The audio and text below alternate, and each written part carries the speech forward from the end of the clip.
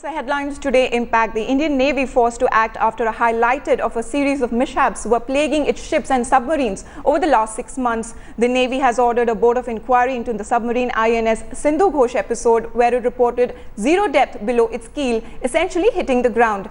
Second, the commanding officer of INS Talwar, a frontline frigate, has been relieved of his command after a collision with a fishing vessel off the coast of Maharashtra. Number 3, another commanding officer has been relieved of the command of his ship. However, Navy maintains that his transfer was due anyway. Headlines today had first reported the incidents plaguing the Army. The Navy had initially dismissed them as minor incidents. Now, sources are telling Headlines today that the Navy is worried about these incidents and wants to set things right. Sources are also telling us that the Navy was under pressure to act after Defence Minister A.K. Antony sought a report from the Navy base. And after Headlines today aired the story on the submarine mishaps. Stories of 6 mishaps in 6 months have been reported by Headlines today.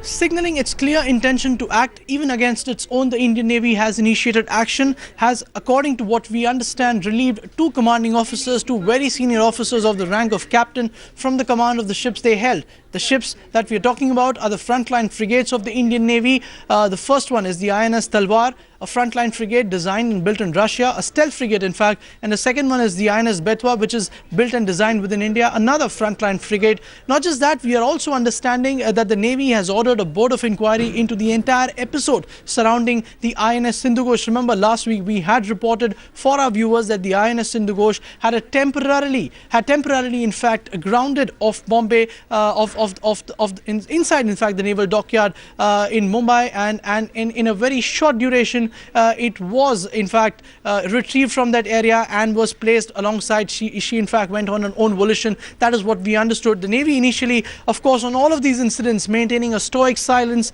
most of our queries remaining unanswered. The Navy was tight-lipped. However, in a sudden change of narrative and move, the Navy signaled its intention to act. With this, of course, the Navy wanting to show and send a message that even these incidents, even if the Navy itself terms them minor incidents, cannot be taken lightly. They need to be probed seriously. In fact, many veterans of the Navy believe that perhaps this is emanating due to shortcuts which are being deployed by some of its personnel. So indeed, there is a need for the Navy to set its house right. Apart from that, the Indian Navy, which is also, according to sources we spoke to, seemingly extremely constrained, going by the number of increasing duration as well as frequency of deployment, aging infrastructure, not enough fast pace of acquisition. All of it is ailing the Navy, and these are perhaps just the symptoms which are indicating that there is a problem which needs to be addressed, not just perhaps within the Navy but also from the Ministry of Defence's side. Jugal Purohit in New Delhi for Headlines Today.